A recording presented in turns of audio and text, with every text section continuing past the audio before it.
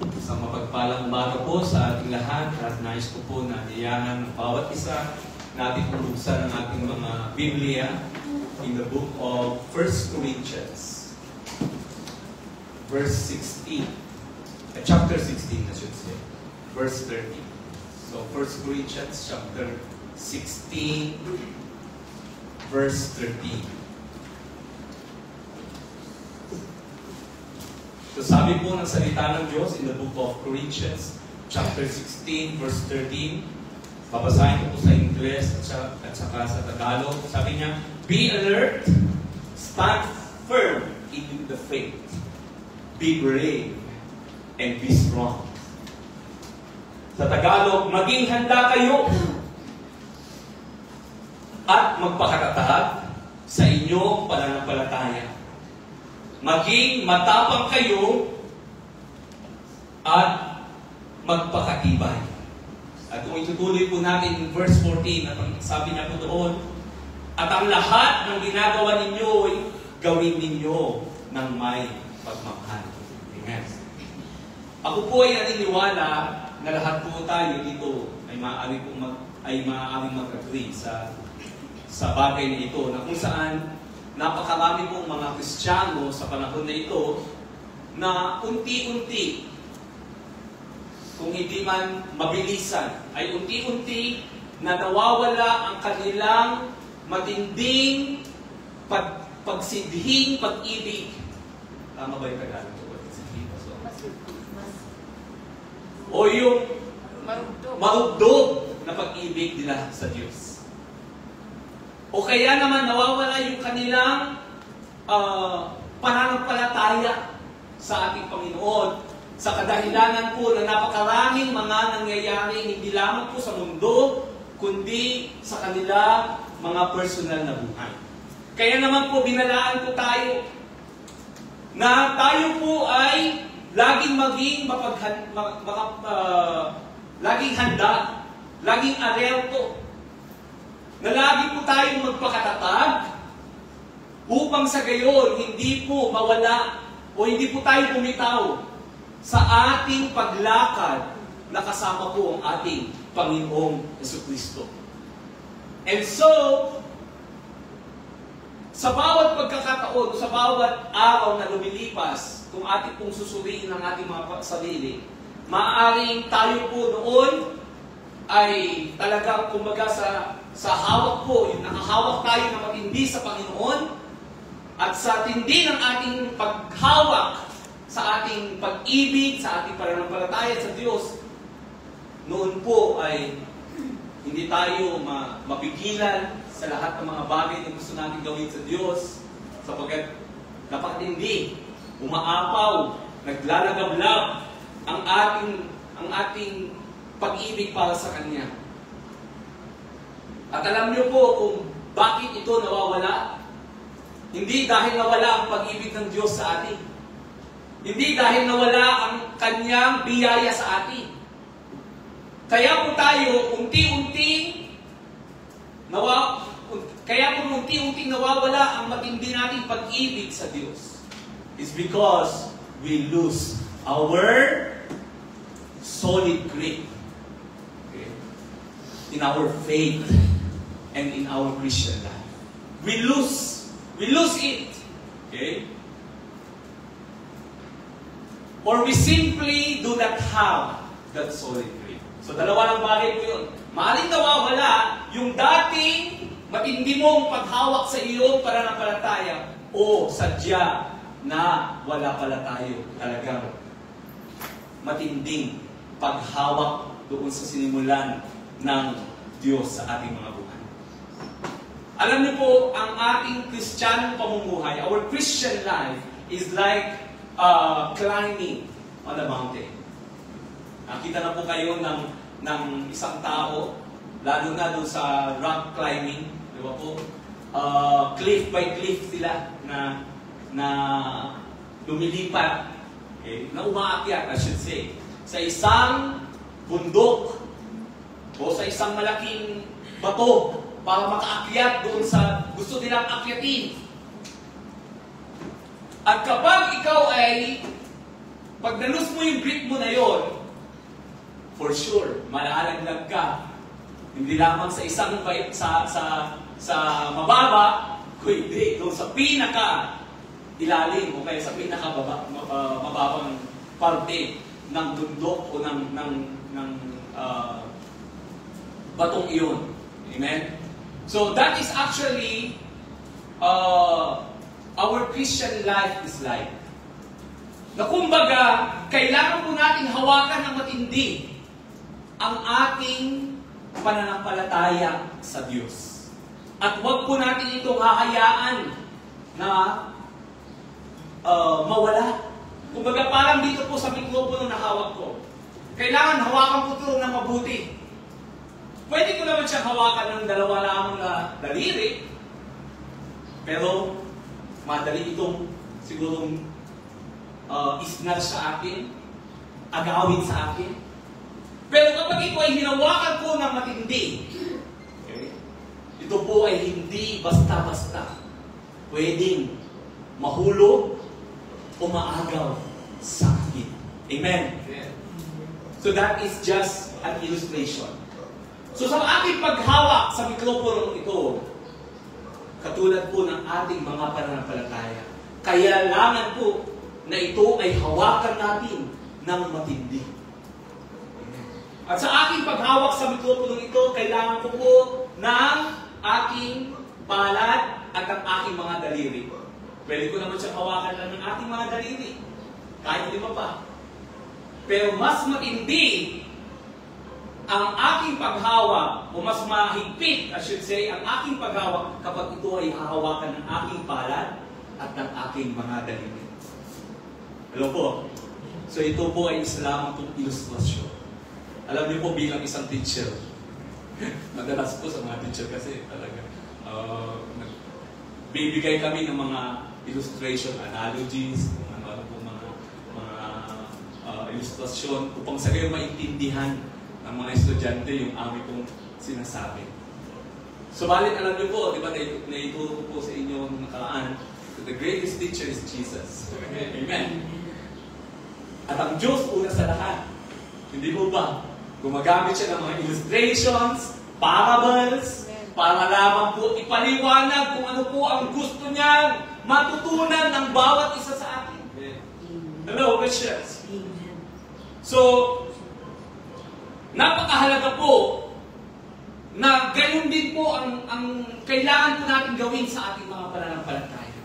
Na kailangan matindi, mahigpit ang ating paghawak sa ating mga pananampalataya. Gaya ng binasa po natin, we have to be alert.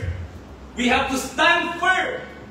Be brave and be strong. Hindi lamang po nung minsan sa ating buhay, kundi sa bawat araw ng ating paglakad sa ating pananampalataya sa Diyos. Amen. Amen. Ating pong basahin in Matthew chapter 12 verse 22. Okay? Ito po, napakagandang bagay po ito na muli natin itong mabasa. I believe, nabasa na po natin ito ng maraming beses sa ating mga buhay. Nais ko pong balikan natin ang storya nito patungkol kay Jesus at kay Beelzebub. Okay? Alam niyo po na si Jesus mismo, imagine, tinawag po siyang, ano po siya? Tinawag po siyang prinsipe ng mga demonyo, ng mga Pariseo at Saduseo. Nung siya ay nagpalayas ng isang inaalihan ng demonyo. Amen. At ano po kaya ang natanggap ng, just imagine, di ba? Pag ikaw sabihan ka ng gano'n, ano po kaya ang pwede nating maramdaman? Hindi ka lang sinabihan ng sinungaling. Pwede pa siguro sinungaling lang, no? Pero pag sinabihan mo, ikaw ay demonyo, parang kakaiba po yun. Napakatindi ng bagay na yun. Ano ho? Pero makikita po natin dito na ang Diyos, okay, ay merong nais na ipahayag sa pagkakataon ito. At bago po natin basahin ito, kung ating kong babalikan, okay, in the Old Testament, si Elisha, minsan po sa kanyang buhay, siya po ay ininsulto ng mga kabataan. Ano pong sabi sa kanya? Sabi po sa kanya, sabi si Pastor, kalbo daw siya. Tama po. He was criticized by young people na kumbaga parang pinapalayas siya. O, malis ka dito, kalbo ka, sabi sa kanya. At ang nakakatawa at nakakalungkot at the same time. Elisha cursed them, okay, these young people, in the name of the Lord. After then, there are two bears na dumating, okay, mula sa gubat at nilapa at kinain niya yung mga kabataan. At mababasa po natin yan in 2 Kings chapter 2. Kaya wag po tayo manunukso ng sinuman. Uy, kalbo ka. Ako po. Alam po, punta na ako sa finals. Huwag po natin sasabihin din mga kasama natin. Baka po penta yan. Mamaya, magtawag siya ng hindi mga ano bang bear sa Tagalog, Pastor? Oso. Palalapain kung sino man po yung nanunukso. Baka may apoy na lumabas sa kanilang mga bibig at matutog tayo. Amen. Alam niyo po, ang sabi nga po nila, ang kwento po nila at ang biro po dito sa iglesia nito, talagang trademark daw po ito ng Jesus Christ as Lord. Pero punong-puno daw po ng anointing ang iglesia nito. And praise the Lord. Nawa, manatili po ang anointing ng Diyos sa iglesia nito. Hallelujah. But aside from the story about Elisha, there is also one remarkable things that had happened in the Old Testament. Ito naman ay sa panahon ni Moses. Nung panahon ni Mariam. Okay? So si Mariam naman, dahil nagkaroon siya ng pagdadaw sa kanyang sarili, at panunukso din, he criticizes Moses. And we can read that in Numbers chapter 12. Ano pong nangyari sa kanya? Okay? Nagkaroon po siya ng leprosy or ghetto. At nung unang panahon, ang leprosy po ay parang cancer sa panahon na ito. Ganun po katumbas ang leprosy nung unang panahon. Nakakadiri at wala pong lunas ang sakit na yun. Hindi sila pwedeng lapitan dahil nakahawa sila. Kaya nga po, nung nangyari kay Mariam, kinulong siya. At after 7 days pa lang siya, pinagaling ng ating Panginoong Jesucristo. So imagine, yung mga lingkod at mga propeta ng ating Panginoon, kapag sila ay binamock, they were mocked and criticized, hindi nila basta-basta pwedeng gawin ang mga pananalitang iyon sa Diyos. Because pwede silang parusahan ng ating Panginoon. But here in the New Testament, it is Jesus Himself who was mocked. And He was even called Prince of the Devil. Pero ano po ang nangyari? At ano po ang ating mababasa dito? Okay?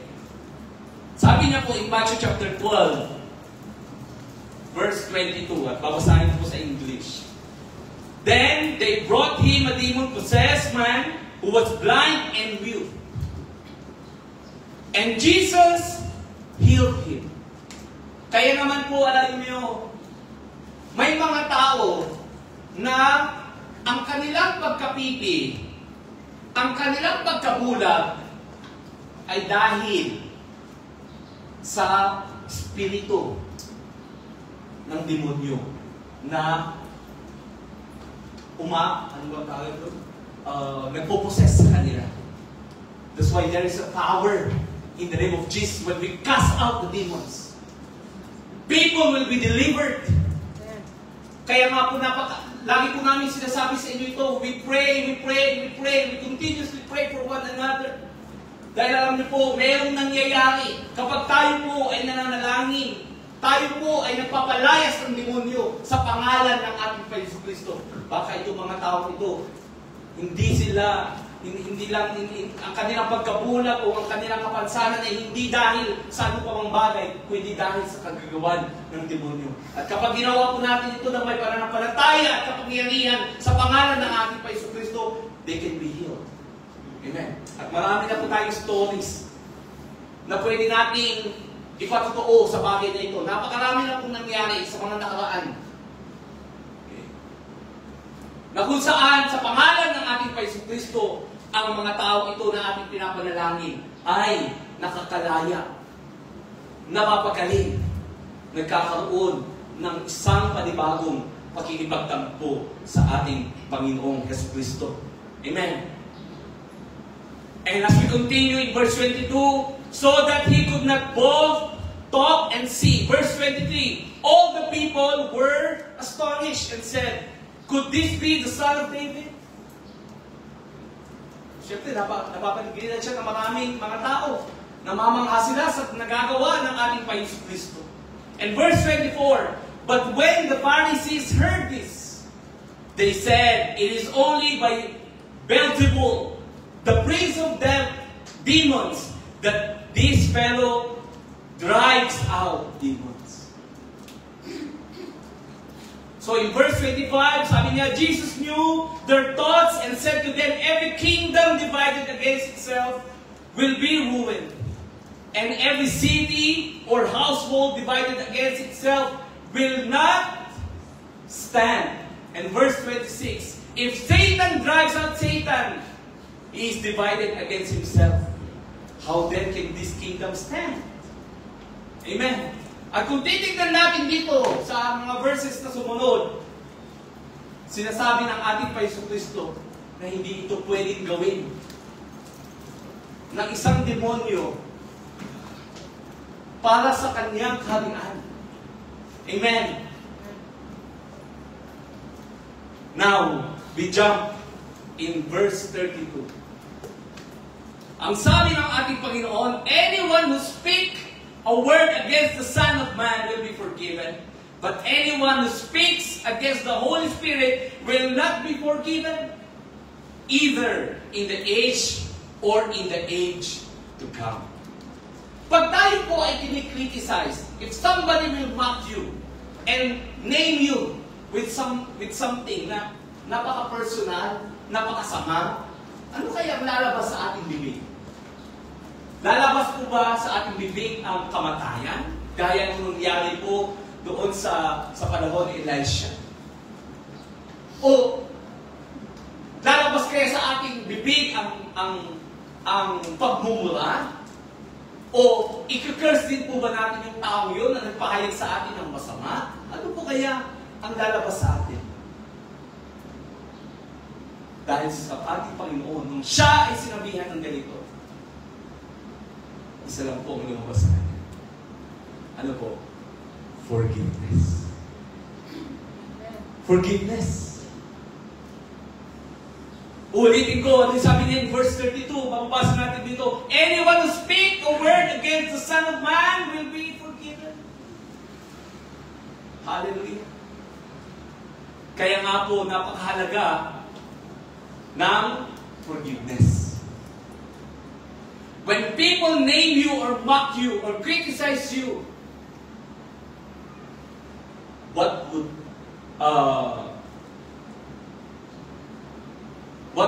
come out in our mouth should be forgiveness. We should not be cursing. We should not be telling something negativity to these people, because Jesus himself was mocked, was crucified, and yet he forgave. At alam niyo po, napakaganda ng verse na binasa po natin. Hindi lang po forgiveness yung ipinahayag ng ating Panginoon. But He is telling us something even more. Okay, balikan po natin yung verse na yun. Verse 32. Anyone who speak a word against the Son of Man, who is the Son of Man? Jesus. So anyone, ibig sabihin, lahat na ng tao. Lalo na po sa panahon ngayon, hindi mo ba? Napakaraming mga tao hindi naniniwala sa Diyos. Instead, they mock the Lord Jesus. At ang sabi ng Bible verse na ito, in verse 32, anyone or whoever, okay, who speak against the Son of Man, they will be forgiven. And the good thing there is, they are not just forgiven now, but even in the future. So just imagine, have you ever heard about future forgiveness? Hindi ho ba tayo? Tayo nga. Kahit na napakaliit lang ng bagay siguro na nagawa ng tao sa atin, hindi na natin mapatawad. Ang Diyos talaga, pinatawad niya ang mga tao. And pinapatawad niya bago pa man magkasala ang tao.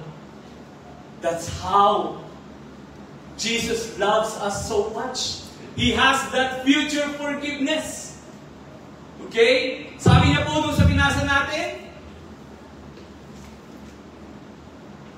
they are forgiven either in this age and in the age to come.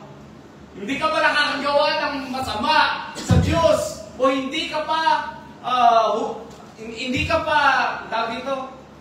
pa nagkakasala sa Diyos. Pinatawad ka na niya. Tayo po kaya? Gaano po kaya tayo nagpapatawad? Alam niyo po, isa sa mga dahilan kung bakit tayo we lose our grip in our walk with God. It's because there is a guilt of sin, and one of that sin is the sin of forgiveness. Unforgiveness, I should say. Remember, ang sabi ng Panginoon, hindi ka tayo papatawarin ng Diyos kung hindi tayo marunong magpatawad. Amen. So Jesus has already forgiven those who have not yet sinned against Him. At kahit yung mga ipapanganak pa lamang, pinatawad na sila ng ating Panginoong Kristo. Alam niyo po, ang pagpapatawad or forgiveness, may dalawa pong sides yan. There are two sides of forgiveness. Parang isang cross. Isang vertical at isang horizontal. When Jesus was crucified on the cross, He was crucified as a man. Amen? And He died for our sins as a man. Kasi hindi siya pwedeng mamatay at ipako sa krus bilang Diyos. Kailangan niyang bumaba mula sa kanyang trono at magkatawang tao upang siya ay mamatay, ipako sa krus bilang isang tao para sa ikapapatawad ng ating mga kasalanan. Amen? So He took all the punishment of man, you and me, and even the rest of the people who will be born in the future as a man. And they have been forgiven as a man, by God as a man, but not as God. Pag meron pong sumampal sa akin, halimbawa, siyempre, pwede ko po siyang patawarin. Amen? Pwede ko natin siyang patawarin. Pero, lagi ko natin tatandaan, kapag ginawan mo ng kapwa mo ng masama, hindi ka lang nagkakasala sa taong iyon. Nagkakasala din po tayo sa Diyos. So that person can forgive you immediately. Pero you are not yet reconciled and forgiven by God. We are forgiven by God when we come to the Lord in repentance. Do you get my point? And that is the two sides of forgiveness. You should not be only forgiven by God, by Jesus as a man, but we should also be forgiven by God, who is our God in the heaven. And we need to do that through repentance. Amen.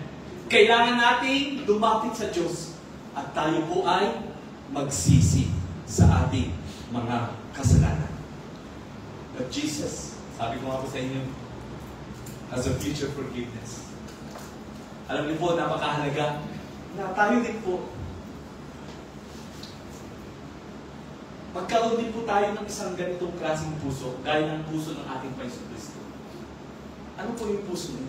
Lord, kung meron mga pong tao na makagawa sa akin ng mga pagkakasala sa mga susunod na panahon, ngayon pa lamang ang pinapatawad ko sila. We have to declare that. Kahit hindi pa nakakagawa ng tao yun na masama, patawarin mo na, kapatid. Patawarin mo na sila. Release the forgiveness in your heart. And you will have the peace of God that passes all understanding. Hindi mo ba napakasarap matulog sa gabi nung wala kang pag-aalala dahil meron isang taong nakagawa ng masama sa iyo? Papayapa ang tulog mo, hindi ka pa ma-stress, hindi ka pa magkakasakit. Hello? Have you tried that? Na ang isipan mo ay napakapayapa sa Panginoong Kristo. Alam niyo, habang piniprepare ko ito, bigla akong naalala, oo nga, Lord, we should release forgiveness to all the people. Amen. Sa ating pamilya. Alam niyo, kapag ang mag-asawa, meron silang tunay na puso ng pagpapatawad. Kaya nga po ang mga mag-asawa, itong isang bagay na nakita at natutunan ko rin. Bakit po minsan napakadali lang na magkaroon ng reconciliation sa mag-asawa? Because they have understood na we should forgive one another and love one another. Kaya kahit yung asawa mo, hindi pa nagsusoli sa'yo, pinatawad mo na yan. Hello! Ganun po dapat ang ating pagkatao. Parang ang ating Panginoon Kristo. Bago pa tayo magkasala sa Diyos, pinatawad niya na tayo. But we should have that reconciliation hindi lamang sa ating Panginoon Kristo, kundi maging sa ating Panginoon Kristo, Panginoong Diyos na nasa natin. That's why we have to repent and turn away from all those unrighteousness.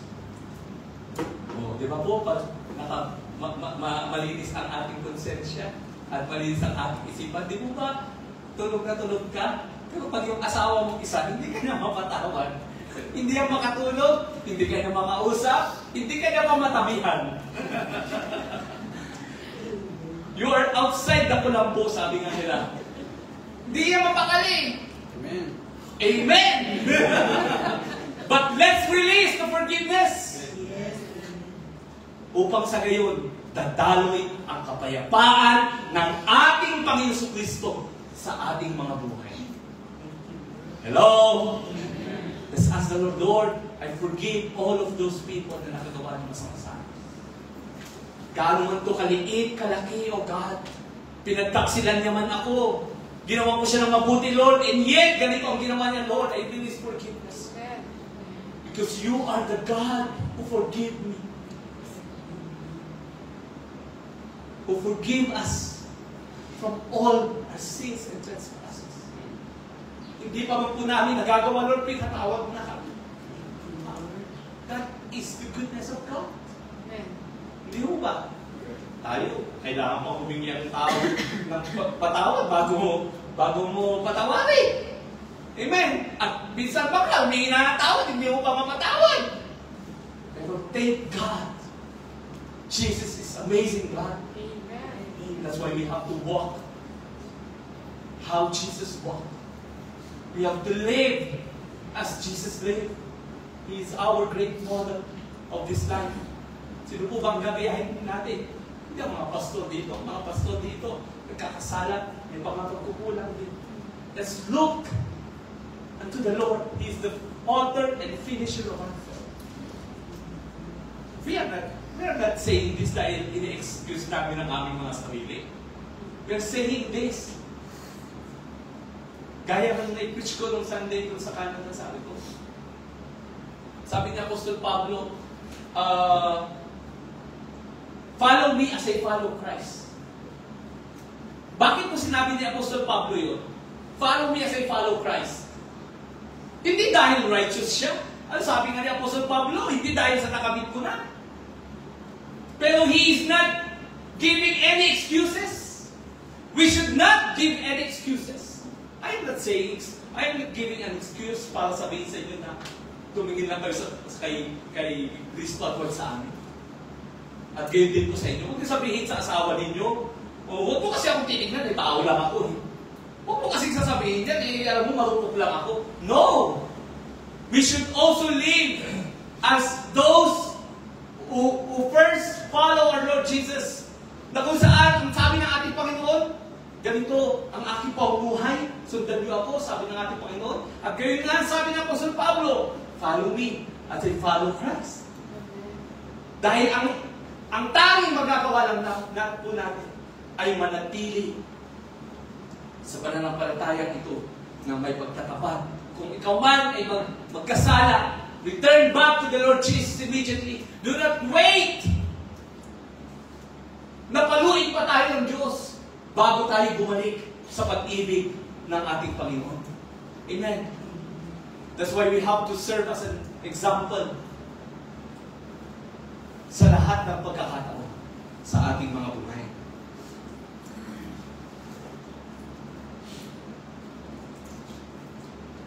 So let us all walk in the same manner as Jesus.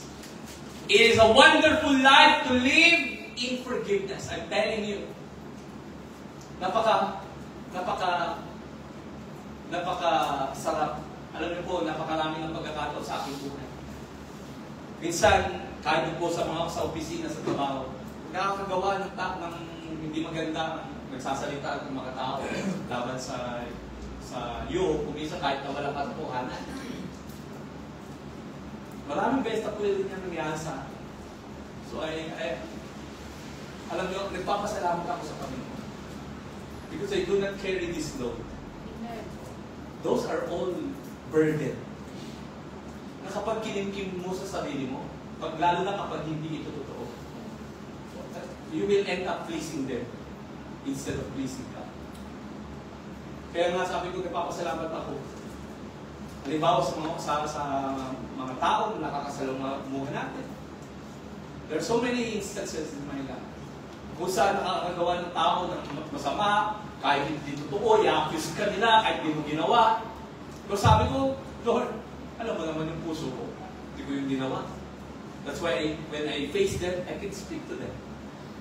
Walang sama ng loob sa aking puso. At nagpapasalamat ako sa Diyos hindi dahil gawin yung pagkatao ko. Nagpapasalamat ako sa Diyos dahil binago niya ako sa ganung klase. Kasi kung ako lang, magagalit ako. Magre-react ako. Biruin mo naman, sasabihan mo ng hindi totoo. Sasabihan ka ng ibang tao ng hindi totoo. Sisilaan ka. But Lord, I forgive you. And this is a great reminder. Let us release forgiveness. Amen. Not only to this day, but in the age to come. Lord, whoever these people are, na mag-create o makakagawa ng kasalanan sa akin, Lord, pinapatawad ko na sila. That's why when that situation comes, boy, may ginawa ang tao sa'yo, gano'n. Sabihin mo sa tao niya, gano'n, kwento sa'yo. Huwag ka mag-alala, pinatawad ko na siya, nakaraan pa. In the past, because I have learned future forgiveness. Hello? Let us learn future forgiveness. Because Jesus did. Amen. So we can sleep peacefully. We can steady walk in Christ. And this gives us a strong grip in our Christian walk. If we always have that forgiveness in our hearts. Kailangan po hawakan natin ng matindi ang buhay na ito, na huwag nating hahayaan na ang kaaway ay makapasok sa ating mga puso. Alam nyo, there's so many things that will trigger you. Maaaring habang sinasabi ko ito, maalala po natin yung mga bagay na ginagawa ng tao sa atin. And the enemy will keep on reminding you. And he will cause you a lot of troubles. Na masusugatan ka, masasaktan ka, kahit hindi totoo, marinig mo ito at ipapaalam ito sa iyo ng kaaway. Minsan ayaw mo marinig, pero papaalam sa iyo ng kaaway. Para mas lalo kang, mamula. Mas lalo kang manggalaiti. Ipapaalam ito sa iyo ng dyablo. Dahil ayaw kanyang magkaroon ng kapayapaan. But if you have that future forgiveness in your heart, we can release that, and we can release that easily. You will have the peace of the Lord. Amen. Hallelujah. Alam niyo po, napakahalaga po ng forgiveness. And another thing, so that we can have that strong grip in our faith, is we should always have that fellowship with God. Fellowship with God. Fellowship with God. Fellowship with God. And because in this fellowship with God, we will discover, we will know how God, our Father, intensely cared for you. Hindi mo malalaman na mahal ka ng Diyos if you will not come in fellowship with God. Sabi niya po in Matthew chapter 7, verse 9 to 11. Okay. So, in Matthew chapter 7, verse 9 and 11, ito po isang magandang illustration na naman. Sabi ko nga po sa inyo, ang Diyos ang founder, kumbaga, siya ang nagpasimula ng mga illustration, analogy. Puro magaling ang Diyos sa pagbibigay. Kaya nga po maganda po talaga rin gumamit ng ganito. Let's learn from the Lord. Okay? Let's learn how God is using all of this illustration para naman po maintindihan natin kung ano po ang itinutunan. So sabi niya po dito in verse 9 to 11, which of you, if your son asks for bread, will give him stone? Verse 10, or if he asks for a fish, will give him a snake? If you then, though you are evil, you know to give good gifts to your children, how much more will your Father in heaven give you good gifts to those who ask Him? Wow! Oo nga, no? Maaaring nabasa na po natin ito 100 times, million times, 1,000 times, million times. Just imagine, yung ginagamit na illustration ng ating Panginoon. Sabi ko nga po, ang Diyos ay napakatindi ng kanyang pag-ibig. Sometimes we thought na hindi tayo mahal ng Diyos. Alam mo, sobra-sobrang pagmamahal niya sa iyo. Yung mga inawit natin kanina, sabi ko, Lord, ayaw kong maging emotional, Lord, dahil sa kantang ito. So, oh God, na kantang ito ay isang maging papulit sa iyo. Nahayaan natin yung mga awitin na ito, hindi lamang po natin palalabasin sa ating mga kaluluwa. Kundi ito ay tumagos sa spirito natin at sambahin ang ating Panginoon, Yesu Cristo. Kung ating pong titignan itong verse na ito, okay, para malaman natin kung sino yung tinutukoy niyang you. We go to the verse, we go to the verse 1. May kita natin ang kinakausap niya po dito ay mga disciples. Amen? So just imagine ang sabi niya, if then, though you are evil, sabi niya. So imagine sinasabihan niya ang kanyang mga disipulo, you are evil. Maybe yung isa sa kanila, evil, we can justify. Pero what about the 11? Are they evil? We would say no. Pero sabi ng Diyos, kung kayo nga, evil kayo, binibigyan niyo ng mabuting regalo ng inyong mga anak, how much more our Father? Ano pong makikita nating illustration dito? Kapag ikaw po ay tumitingin, nakita niyo po ito? Ito? Anong kulay po ito? White. Tama. White din po ito, no? Pero kapag ikaw compare po natin yan sa isang papel, makikita natin yung pagkakaiba ng puting iyan sa puting ito. Ano po ang ibig ko pong sabihin dito? Yung kabutihan ng tao, kung ikukumpara yan sa kabutihan ng Diyos, it is 1,000,000 times better. That's how good God is. Kung yung mga tao ay pinapayag mo, ang bait nila, ang babait nila. sa kabutihan ng Diyos that is far, far, far different from the goodness of God. Na para bagang yung kabutihan na yun na nakikita mo sa tao, ang katumbas niyan ay evilness. Just to illustrate, just to compare how God or how good God is. At imagine mo na lang po yun. Hindi po ba napakabuti ng Panginoon? Tingnan na lamang po natin sa lahat ng pagkakataon. Hindi siya nagkulang sa iyo. Kailan kanya pinahintulutan na dumanas sa isang pagsubok na hindi kanya itinawid? Kailan niya tayo pinadaan sa isang apoy na hindi niya tayo iningatan? Napakaraming sandali, pagkakataon, sitwasyon na dumaan sa atin noon pa man hanggang ngayon. And we can still say, God, you are so good. Sabi ko nga, Lord, napakadakila mo.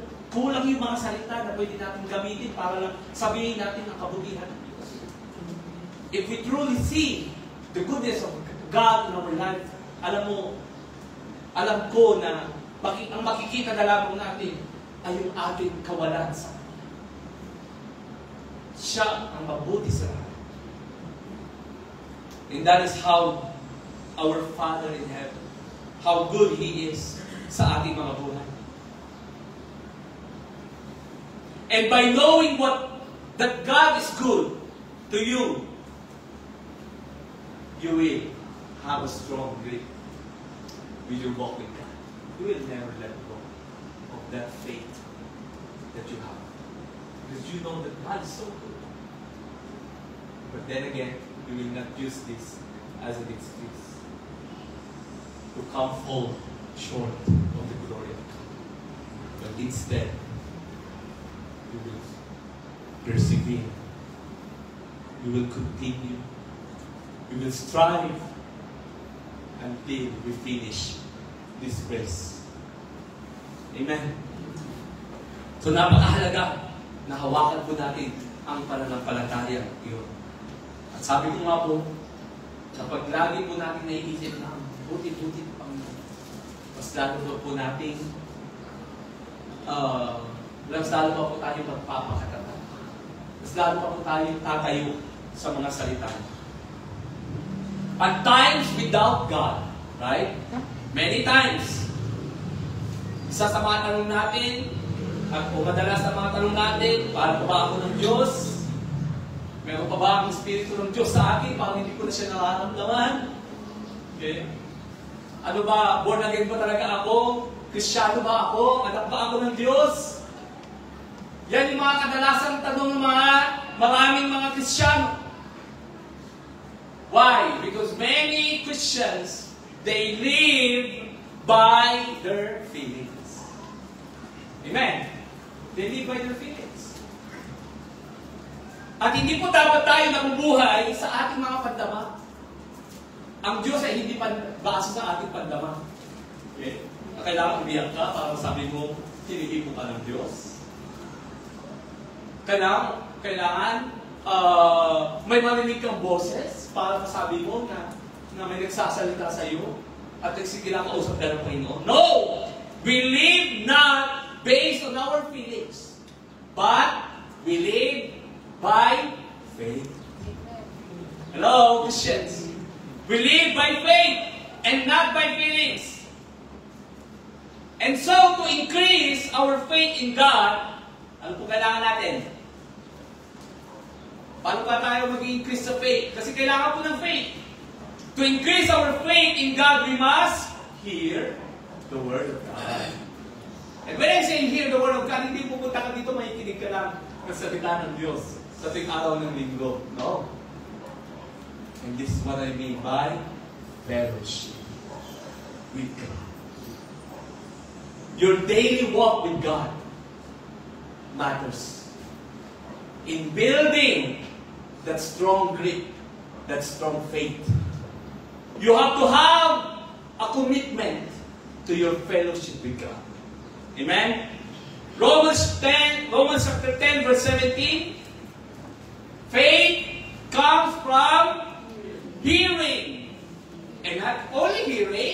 but hearing, again, the Word of God. Alam niyo po, kung nag-aaral pa ako sa college, isa ito sa mga na-research ko, ang mga Hebrew words pala, o writings, dahil nga, di ba, Hebrew po yan, hindi katulad yung mga writings natin ngayon na kapag may gusto kang sabihin, pag nagsasalita ka, lalakasan mo yung boses mo, di ba? Dahil gusto mong i-emphasize ang isang bagay. Pag sa English writings ngayon, pag may gusto kang sabihin na bigyan ng emphasis, ina-italize mo, o kaya ina-underline, o binobold letters mo. But in Hebrew writing, ito po yung napag-aralan ko nung college ako, nung nag-research ako, kasi nag-report po kasi ako about this thing. Kaya nag-research ako nun. Sa Hebrew writing pala, when Jesus wants to emphasize, He is repeating the words. So God is telling us, hear, hear, hear, hear the Word of God. And you will have a strong grip with your faith. You will have strong faith in the Lord. Ano ba naman kasi? We only hear from the Word of God once in a week. 1 hour pa. 10:30 to 11:30. After 11:30 ng Sunday, we do not hear the Word of God any longer. Kaya anong nangyayari? Yung 5 kamay mo, dalinin mo, I should say, na may palad pa, unti-unti nang nababawasan, hanggang nagiging ganyan na lang, o baka mamaya isa na lang yung nakaawa. Sa pananampalataya mo, malalaglag na po yan pusa. Hindi man kailangan ang gawin. Hello? So we have that fellowship with God to build a strong grip in our daily walk with our Lord. Hallelujah. So ito po yung kailangan po ng bawat isa sa atin. Now, the result of faith is never based on feeling. Kapag ikaw ay may pananampalataya sa Diyos, hindi yan nakabase sa pandama na kailangan, sabi ko nga, mapaiyak ka, kailangan para may hangin na iihip sa iyo, na para bang matatouch yung pandama mo. Hindi ganun. What is the result of faith in Christ Jesus? It is a life changed. Or a changed life, I should say. It is a changed life. A strong or a deeper relationship with God will have a result. And the result is a changed life. Kaya katingnan nyo na lamang po ang inyong buhay. From here to there, and here, every day, hindi ho ba? Kinakausap tayo ng Panginoon. And as you fellowship with God, sabi ko nga, hindi ito based sa feeling. You will see and discover na kinakausap ka ng Diyos.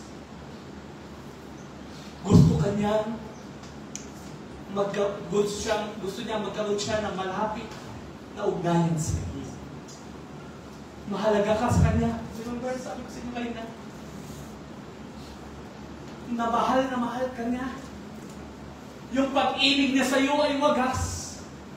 Kahit hindi mo siya minsan pinapansin, lagi ka niyang ginagabayan. Pero sabi ko nga, this is not our excuse. Magkakasala na lang ako. Bakit mahal na ako ng Diyos? Ganito na lang gagawin ko. Hindi ko gagawin ang kalooban niya. Anyway, mahal pa rin ang ng Diyos. No? Kaya kanya iniingatan. Dahil gusto niya na ang kanyang buhay ay may bahagi niya sa iyo ng lubusan. Yung buhay niya, maging buhay natin. Yung isip niya, maging kaisipan natin. Ang buong pagkatao ni Kristo ay mahubog sa bawat isa, sa inyo at sa bawat isa. And this is what fellowship is all about. Sabi nga sa isa, until we all come in the unity of faith, until we all mature in Christ Jesus. In Ephesians chapter 4. So, isa sa mga kanta ng mga bata, ano po yung sabi nyo? Read your Bible, pray every day, pray every day, pray every day, and you grow, grow, grow. There is no other way to grow but to read the Bible and pray every day. And that is your fellowship with God. Your fellowship with God is when you stay in Him. Lord, I want to hear from your word today. I want to speak to you. Have we spoken to God this morning? Kinausap po ba natin siya? Lord, ang umaga ito ay sa'yo. Lord, ikaw ang priority ko sa umaga ito at sa araw nito. Wala nang iba. Kahit wala akong kasama, Lord, ikaw ang una. Ikaw ang Diyos ko. So we forget that the most important thing to be done, anything else, is to fellowship in God and in His Word and in prayer. That's why do not live in your house without coming to the Lord. Amen. This should be our fellowship with God. Bakit po? Dahil ito ang ninakaw ng Diablo sa ating Panginoon. Ninakaw niya ang fellowship ng tao sa Kanya. Simula ng tao ay nagkasala. Kaya nga po kung titignan natin, tignan nyo na lang po, ginawa ng Diablo ang lahat ng bagay para lang po mawalan na po tayo ng oras sa pakikipag-ugnayan sa Diyos. Ibinuhos niya na ang lahat ng kasamaan, lahat ng mga bagay na pwedeng kukuha ng ating oras. At I'm guilty of this. Oo nga, no? Hindi po ba natin na-realize? God is restoring fellowship to man. When we go in the kingdom of God, you will have your fellowship with God in eternity. And that fellowship will be by the love that you have for the Lord. Yung fellowship natin na yun, alam niyo po ang ibig sabihin ng fellowship. It is from the Greek word koinonia. Koinonia. Alam niyo po ibig sabihin ng fellowship na koinonia? It means to hold something in common. To hold something in common. Meaning to say, in fellowship with God, you have one common purpose. God wants you to be His own. As you want God to be your all.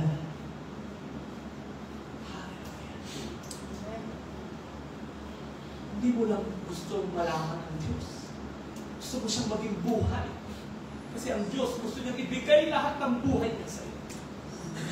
Without any limitations. So we should have that fellowship with God.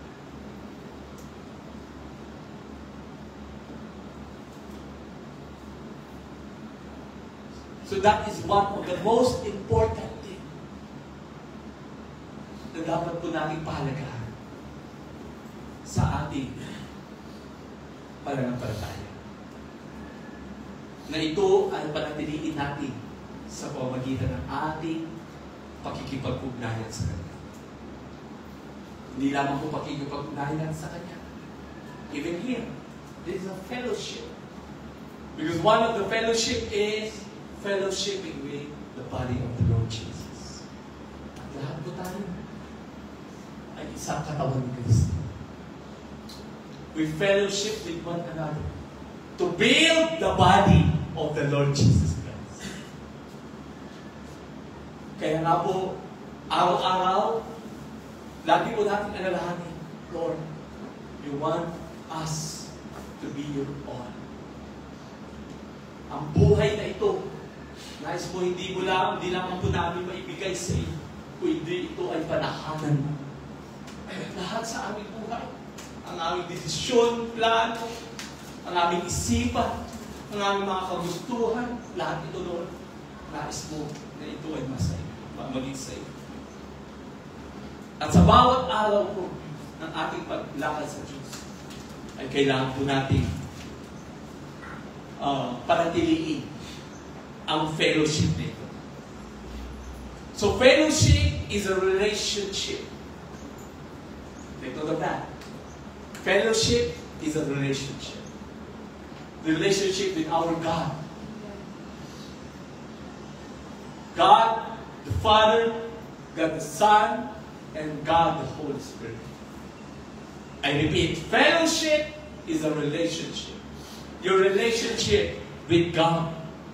And when we read in 1 John chapter 1 verse 3, sabi po ni Apostle 1, we proclaim to you that we have seen and heard, so that you also may have fellowship with us. And our fellowship is with the Father and with the Son, Jesus Christ. Amen? That is fellowship.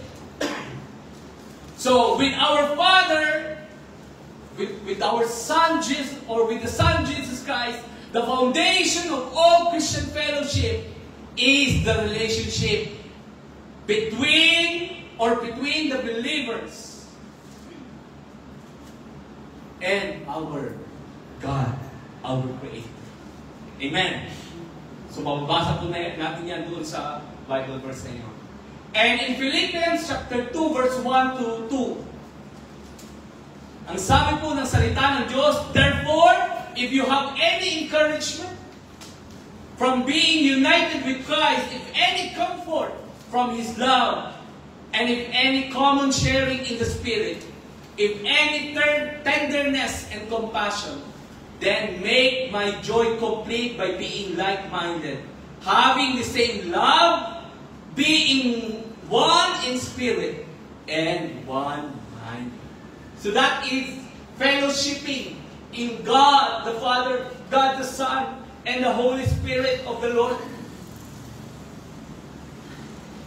Na hindi ka naman po nakikipag-ugnayan, nananalangin, na nagbabasa ng salita ng Diyos. Kundi ito ay ginagawa mo dahil ito ay isa mong relasyon sa iyong Diyos. Ang ating Diyos Ama at ang Diyos Ama, ang kanyang Espiritu Santo. That is fellowship. Amen. Fellowship is also a commitment in the community. Commitment in the community.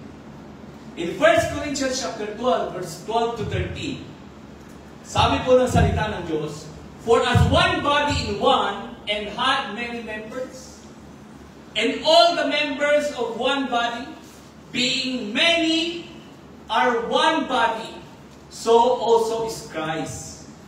For by one Spirit, we are all baptized into one body, whether we be Jews or Gentiles, whether we bond or free, and have been all made to drink into one Spirit.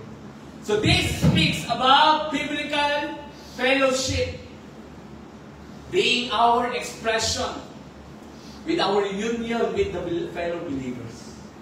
Kaya nga po napakahalaga. Sabi nga ng ating Yesus Cristo, mahalaga po yung ating mga pagtitipon. Kaya hindi po natin ito ipinagsasawalang bahala kahit meron pa pong online. Ang lagi pong sinasabi at tinuturo sa atin, hanggat maaari, tayo po ay tumalong physically. Amen. Because this is building the body of Jesus Christ as one. Amen. Hello, Christians. Amen. Praise the Lord. Fellowship is also about shared mission. Meron po tayong mission. Kaya nga, dahil tayo ay nakikipag-ugnayan sa Diyos, meron tayong relasyon, tayo po ay nakikipag-ugnayan sa bawat isa. And so, we have one mission. And it is a shared mission. Amen. Alam niyo po, isa po sa nakakatuwa na ginagawa ng mga lingkod noon, okay? Paano sila nagkakaroon ng shared mission? They even share their resources. We can read that. Okay? Hindi ko na lang po babasahin lahat. Pero we can read that in Acts chapter 2. Okay? And Corinthians chapter 9, verse 13. That they are sharing their resources. Ibinibenta pa nga po nila ang ari-arian nila para lang ipamahagi sa mga kapwa nila, mga lingkod, to fulfill the mission that the Lord has begun in them. Amen. Nakakatuwa. Tingnan nyo nga ako. Natutuwa ako nung nakita ko ito. Ito po ba yung donation ko, di ba? As a church. As a church. Okay. So, praise God dahil dito lahat, alam niyo po, kahit na hindi po ako magsasawang magpatungkol sa inyo at magsabi sa inyo patungkol sa kabutihan ng Diyos sa Iglesia. And we pray in the future, isa po sa mga pinapanalangin namin, at mga nawa, maging kaisa po namin kayo sa panalangin po na i-lead po tayo ng Diyos na extend po ang building na ito. Upang sa mas marami pang kaluluwa ang makarating sa lugar na ito. For the building of the body of our Lord Jesus. Amen. Hallelujah. And another thing, they don't just share resources, but they even have the partnership in the gospel. They are one. Amen. Yeah. They have the partnership in the gospel. And we read in Philippians chapter 1, verse 3 to 5. Ano po sabi ni Apostle Pablo? Siya po ay nagpapasalamat sa mga taga-Philippians. Ang sabi niya po, I thank my God every time I remember you.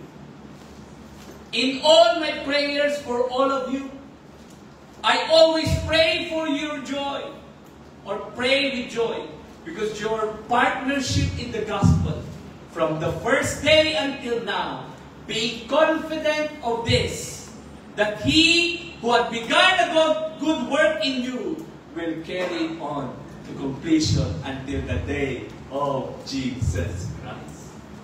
Hallelujah.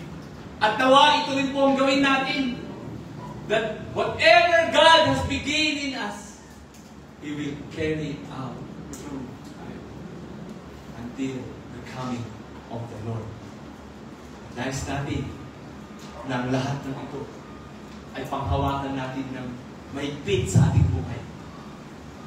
Huwag po natin hahayaan na mawala ang ating matinding pananampalataya sa ating Panginoon sa Kristo. Let us be strong in the Lord.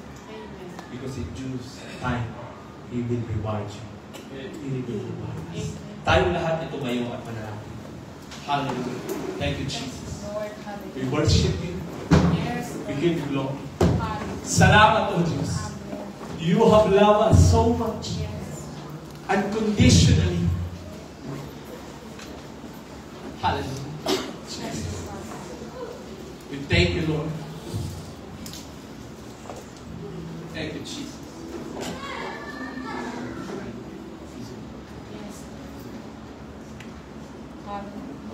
Salamat, O Diyos. Pinupuri ka na. Hallelujah.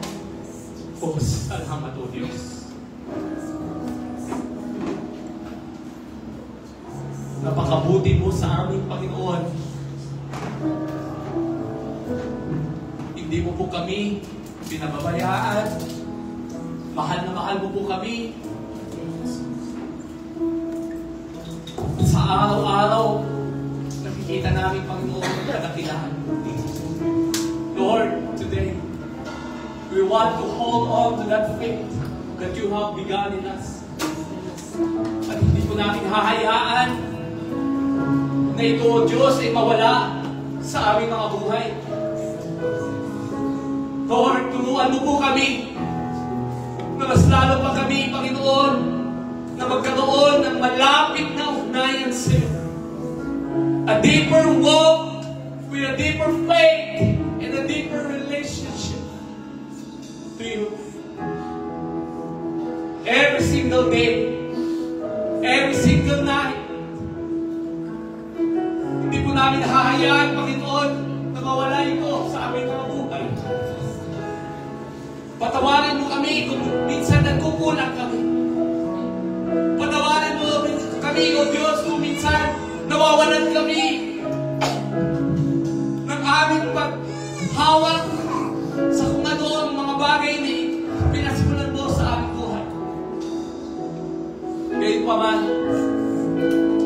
nagpapasalamat din po kami. Dahil bago po kami humingi ng tawad sa iyo, pinatawad mo na po kami. Napakabuti mo, O Diyos. And we want to do the same. We want to release forgiveness. We want to walk closer to you, closer to you. Dahil ito, Panginoon, ang nais mo sa aming buhay. Ang ikaw ay manahan ng lubos sa bawat buhay na ito. Panginoon, salamat. Salamat, O Diyos. Salamat, Panginoon. Hangin ka at patuloy ka na magliwanag sa aming buhay. Ikaw na aming Diyos na dasila sa lahat. Wala kang katulad. Hindi ka nagbabago. Sa iyo lamang namin ibinibigay ang lahat ng pagsamba. Sa iyo lamang namin, Panginoon, ibinibigay ang aming buhay. Ikaw na Diyos magpakailanman. Panginoon, ikaw na pong bahala sa mga salitang ito na pinahintulutan mo na marinig namin. Yes, Lord, wala mo akong kakayanan para ito, O Diyos, ay ipaunawa sa sinuman. But let your Spirit speak, O God, in us and through us. Ng mga salitang ito, Panginoon, ay manatili sa aming mga puso at sa aming mga buhay. Lord, minsan pa, pinupuri ka namin at sinasamba at tinatagila. Sa iyo lang ang karangalan at wala nang iba. Sa pangalan ng aming Panginoon Kristo.